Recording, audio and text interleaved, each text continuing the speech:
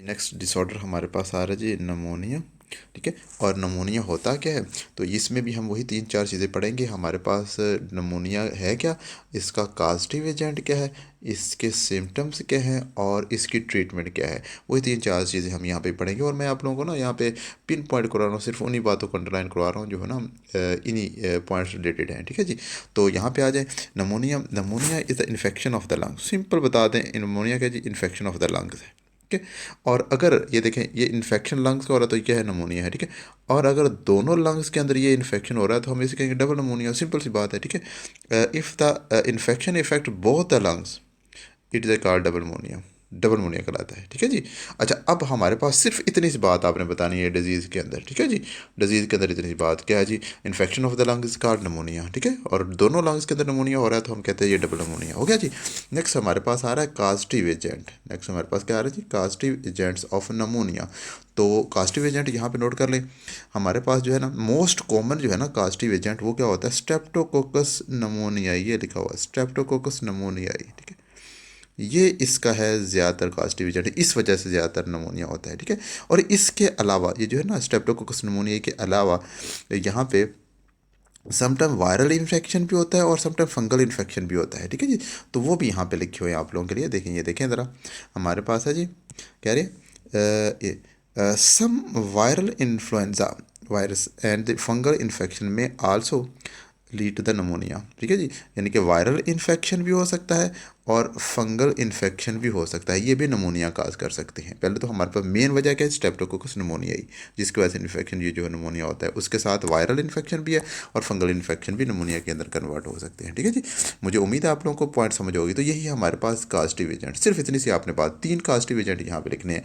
Number one लिख दें आप, फिक्रा लिख सकते हैं, there are the following causative agents of pneumonia. Number one लिख दें जी, हमारे पास streptococcus, number two some viruses और इन्फ्लुएंजा वायरसेस, और नंबर थ्री हमारे पास फंगल इन्फेक्शन भी नमोनिया के अंदर कन्वर्ट हो सकती है। मुझे उम्मीद है आप लोग समझ आई होगी। ठीक है जी।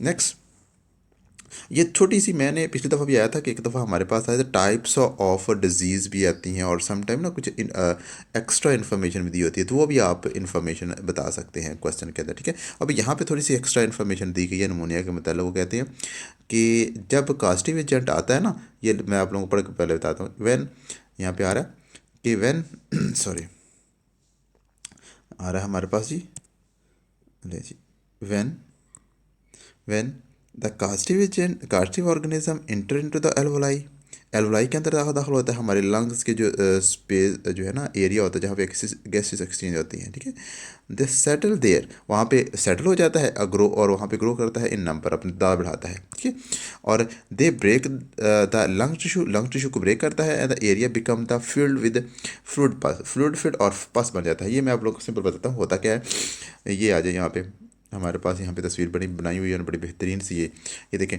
ये हमारे जो है ना लंग्स की है एल्वोलाइज, आपको नज़र आ रही है एल्वोलाइज है। ठीक है, एल्वोलाइज के अंदर क्या चला गया है, कास्टिव एजेंट आ गया हमारे पास, स्ट्रेप्टोकोकस निमोनिया वायरस या फिर जो है ना फंगल, वो यहाँ पे आ गई है। ठीक है, और यहाँ पे आके वो जो वायरस आया है या स्ट्रेप्टोकोकस निमोनिया आया है वो आके अपने आप को यहाँ पे सेटल करता है, अपनी तादाद बढ़ाता है।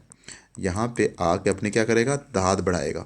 जब तादाद बढ़ाएगा तो जाहिर है हमारे जिस्म के अंदर भी एक इम्यून सिस्टम अल्लाह ताला ने रखा हुआ है। इम्यून सिस्टम मोस्टली, और इम्यून सिस्टम किसके ऊपर कॉन्सिस्ट कर रहा होता है, किससे बना होता है, तो वो आपको याद रखिएगा कि हमारे वाइट ब्लड सेल जो है ना वो बनाते हैं हमारा इम्यून सिस्टम। ठीक है जी, तो यहाँ पे जो है ना बैक्टीरिया वो अपने आप को इस्टेब्लिश कर रहा है, अपनी तादाद बढ़ा रहा है, और सेकंड हमारा इम्यून सिस्टम उस बैक्टीरिया को ख़त्म करने की कोशिश कर रहा है। ठीक है, उसको कैप्चर करने की कोशिश कर रहा है। तो यहाँ पे फाइट हो रही है, ये एल्वोलाइज के अंदर अच्छी खासी फाइट हो रही होती है हमारे इम्यून सिस्टम और वो जो है ना कास्टिव एजेंट स्ट्रेप्टोकोकस निमोनियाई के दरमियान में। ठीक है जी, जिसकी वजह से ना डेथ होती है, वाइट ब्लड सेल की भी डेथ होती है, और सेकंड जो है ना वो स्ट्रेप्टोकोकस निमोनियाई उसकी भी डेथ होती है। ठीक है, तो जिसके नतीजे में यहाँ पे ना एक पस बन जाती है। पस असल में रेशा सा, आप सिंपल वर्ड में देखें तो रेशा होता है, पस होती है। ठीक है, तो बन जाती है। ठीक है, और पस जो है ना ये भर जाता है, आप लोगों की जो एल्वोलाई ये पस से भर जाती है। ये सिर्फ एडिशनल इन्फॉर्मेशन है जो आप दे सकते हैं। ठीक है जी, और उसके साथ बाकी हमारे पास वही आ रहा है। आगे हमारे पास आ रहे हैं जी सिम्टम्स। नेक्स्ट हमारे पास क्या आ रहा है, सिम्टम्स देख लें। क्या जी हमारे पास सिम्टम्स क्या है इसके, यहाँ पे आ जाए सिम्टम्स। तो दे द सिम्टम्स ऑफ नमोनियाई इंक्लूड, क्या आ रहा है जी, कोल्ड, सर्दी लगती है, that followed by the high fever, सर्दी लगेगी और उसके बाद क्या हो जाएगा, ज़्यादा बुखार हो, हाई फीवर आएगा, ठीक है। और शिवरिंग, कांपती हैं, जिसम कांपता है। और मेन जो है ना वो कफ आएगी विद स्पूटम, बलगम के साथ खांसी, ये मेन वजह होती है, ठीक है, जो डिफ्रेंशिएट करती है, ठीक है। तो कफ विद स्पूटम, बलगम के साथ खांसी आती है, ठीक है जी। और इसके साथ क्या होता है, पेशेंट्स में बिकम शॉर्ट ब्रीथ, जो है ना पेशेंट का ना शॉर्ट ब्रीथ हो जाती है, सांस लेने में मुश्किल हो रही होती है।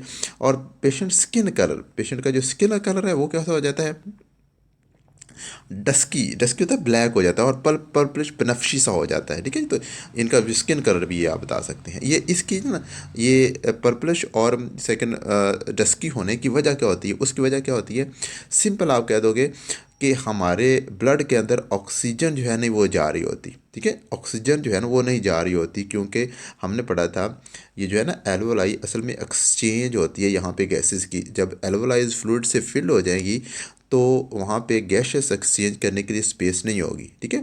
तो it's due to the poor oxygenated of the blood, ये जो स्किन कलर हो जाता है पर्पलिश, और या फिर क्या हो जाता है डस्की, ब्लैक हो जाता है, इसकी वजह क्या होती है, हमारे खून के अंदर ऑक्सीजन की कमी हो जाती है, ठीक है जी।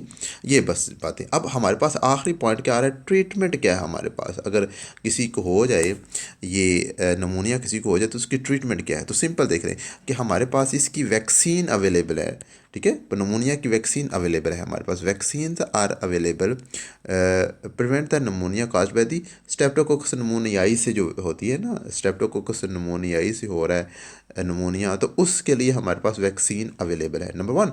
और सेकंड हमारे पास एंटीबायोटिक्स होती हैं जो बैक्टीरिया को मारने के लिए हम इस्तेमाल करते हैं, ठीक है जी। तो सिंपल दो यहाँ पे आप ट्रीटमेंट लिख सकते हो। नंबर वन हमारे पास आ रहा है वैक्सीन, ठीक है, और नंबर टू हमारे पास है जी एंटीबायोटिक्स। ये सिंपल हमारे पास इसकी ट्रीटमेंट के अंदर लिख सकते हैं। मुझे उम्मीद है आप लोगों को समझ आ रही होगी, ठीक है।